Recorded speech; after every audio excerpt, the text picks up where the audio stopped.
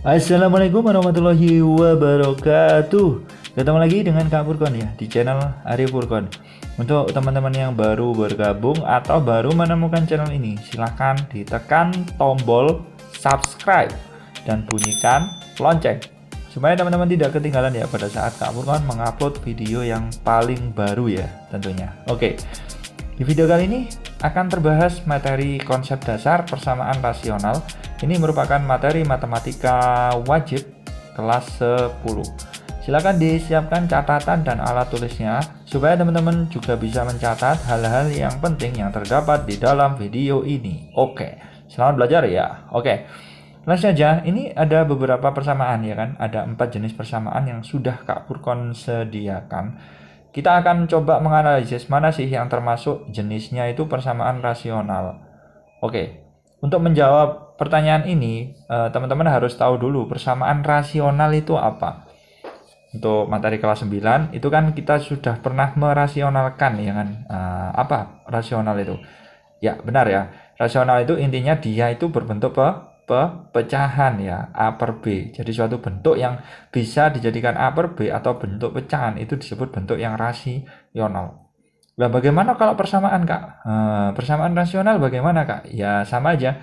Jadi, intinya rasional kan bisa dinyatakan ke dalam pecahan, berarti kalau persamaan ya sama. Jadi, persamaan rasional itu dia berupa persamaan yang berbentuk pecahan. Ya enggak? Berarti yang namanya persamaan pasti ada dua ruas, ada ruas kiri sama ruas kanan. Sehingga cirinya suatu bentuk persamaan disebut dia itu rasional, itu ada dua ciri ya teman-teman yang harus dipenuhi dua-duanya. Yang pertama adalah dia berupa persamaan yang berbentuk pecahan, ya kan? Persamaan yang berbentuk pecahan. Ini Kak bukan tuliskan, dia itu berbentuk pecahan. Oke. Tetapi tidak hanya berbentuk pecahan loh teman-teman. Ada syarat yang kedua. Syarat kedua ini berkaitan dengan variabelnya. Otomatis jadi kalau persamaan itu ada variabelnya nanti.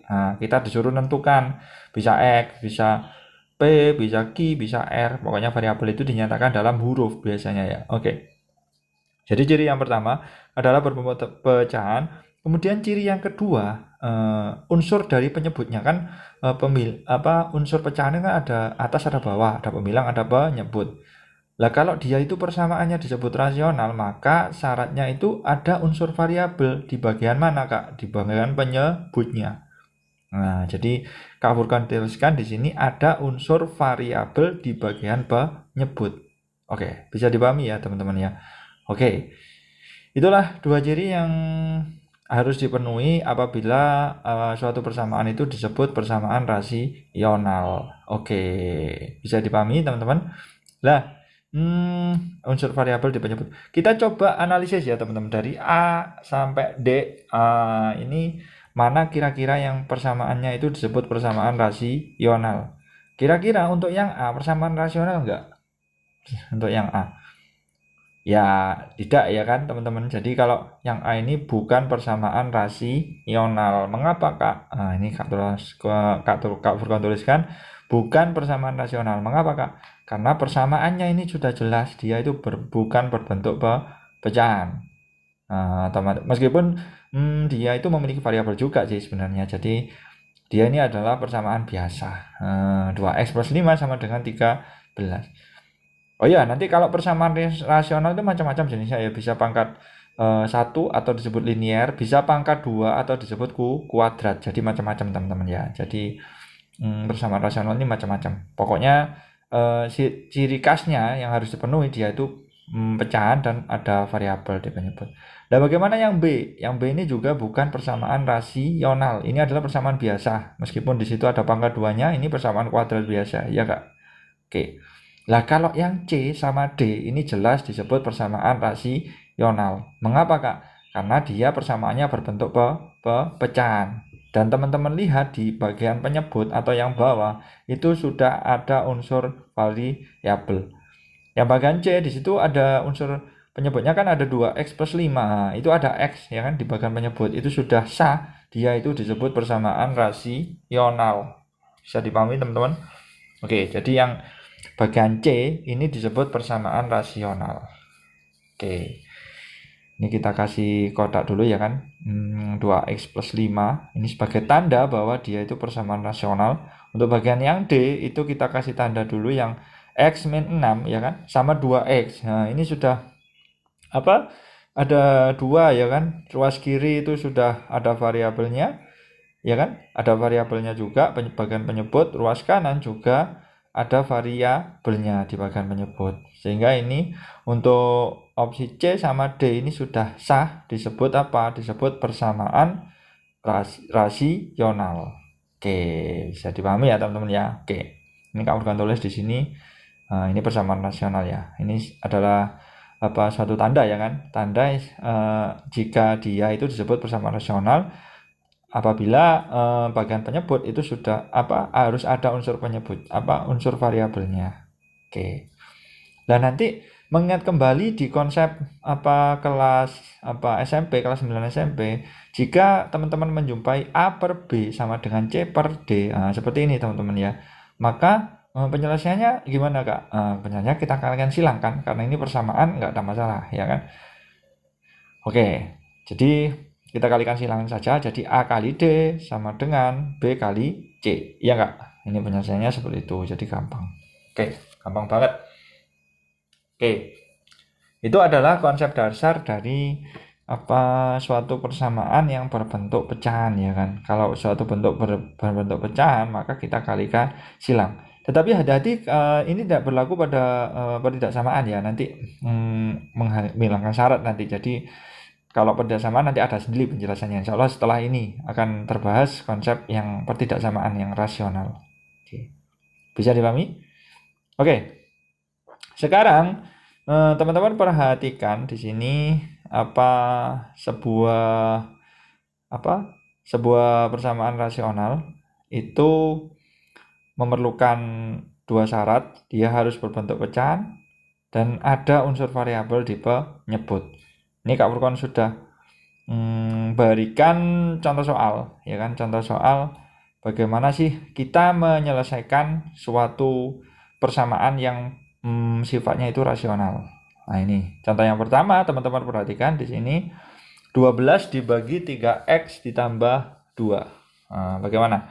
12 dibagi 3x ditambah 2 sama dengan ini enaknya berapa ya? 12 per 3x tambah 2 sama dengan sebentar, ini masih loading. Oke, sama dengan 1 per gitu aja ya, kita tulis 12 dibagi 3x tambah 2 sama dengan 3 per x. Yang ditanyakan itu adalah nilai dari x. Bagaimana ini menyelesaikannya? Ini sudah masuk ke dalam persamaan rasional ya kan, karena penyebutnya sudah ada unsur variabel. Kita kalikan silang aja ya teman-teman. Jadi 12x sama dengan 3 dikali 3x tambah 2 ya enggak? Oke, seperti itu teman-teman ya. 12x sama dengan 3 kali 3x tambah 2. Nah, setelah itu kita uraikan ya, yang ruas kanan kita uraikan 3 kali 3x tambah 2 itu kita uraikan. Jadi hasilnya kan berapa teman-teman? 9x tambah 3 yang ruas kanan. Kemudian kita yang mengandung x kita pindah ke kiri, kemudian kita selesaikan dapat x sama dengan berapa. Seperti itu ya teman-teman. Oke. Sebentar. Oke, jadi hasilnya adalah x-nya sama dengan berapa teman-teman kira-kira? Iya kan? 12x sama dengan 9x ditambah dengan 3. Berarti kita pindah ruas, 12x dikurangi 9x. Berapa yuk? 12x dikurangi 9x itu berapa? 3x kan? Sama dengan 3. Nanti x-nya ketemu berapa? 1, ya kan? Oke. Sebentar, ini masih ada kendala ini di jaringan. Oke. Sebentar. Jadi 12x sama dengan 3 kali 3x tambah 2 ya kan, sorry, 3x tambah 2. Nanti setelah dikalikan silang itu hasilnya seperti ini teman-teman ya. Sorry, ini ada ini seperti ini. 12x sama dengan 3 kali 3x tambah 2. Sehingga nanti kita coret 3-nya jadi 4x kan. 4x sama dengan 3x tambah 2 ketemu 4x dikurangi 3x sama dengan 2. Sehingga x-nya sama dengan berapa? 2. Gampang sekali ya. Untuk soal berikutnya ini ada juga persamaan rasional ya kan, sama persamaan rasional. Ada 2 per X itu sama dengan 2 per X sama dengan, kita buat aja X plus 5 dibagi dengan katakanlah min berapa ya? Min 3 katakanlah ya. Seperti ini. 2 per X sama dengan X plus 5 dibagi min 3. Berapa kan nilai X? Gampang. Nilai X-nya berapa? Seperti itu. Oke. Nah, teman-teman perhatikan di sini juga persamaan rasional karena penyebutnya sudah ada unsur variabel. Oke. Sehingga teman-teman tinggal mengalihkan silang aja ya kan. Jadi X kita kalikan dengan X plus 5 sama dengan min 3 kali 2. Seperti itu teman-teman ya. Oke. Nah, setelah dikali silang, nanti kita pindah ke ruas kiri semua, ruas kanan kita nolkan. Soalnya ini endingnya nanti kita main ke persamaan kuadrat. Kita memfaktorkan ya teman-teman. Oke, sebentar, ini masih ditunggu, ini ada kendala. Seperti ini ya teman-teman. Jadi ya langkahnya seperti tadi sih, kita kalikan silang ya kan. Kita kalikan silang baru kita selesaikan nanti. Penyelesaiannya karena ini persamaan kuadrat, makanya kita faktorkan. Oke. Bisa dipahami ya teman-teman ya. Oke. Sebentar teman-teman. Oke. Jadi nanti kita kalikan silang, kemudian kita memakai konsep pemfaktoran yang sudah teman-teman dapatkan di jenjang SMP ya teman-teman ya. Oke. Oke, sebentar. Ini masih loading ya, ini masih membaca ya. Oke, sebentar. Oke. Nah, nanti setelah difaktorkan nanti ketemunya itu seperti ini teman-teman ya. Oke. Nah, setelah difaktorkan nanti endingnya itu dapatnya X sama dengan berapa? X sama dengan berapa? Jadi nanti ada dua unsur, kemudian dinolkan semuanya ya kan, nanti ketemu. Oke, sekian dari kawan-kawan, semoga bermanfaat. Wassalamualaikum warahmatullahi wabarakatuh.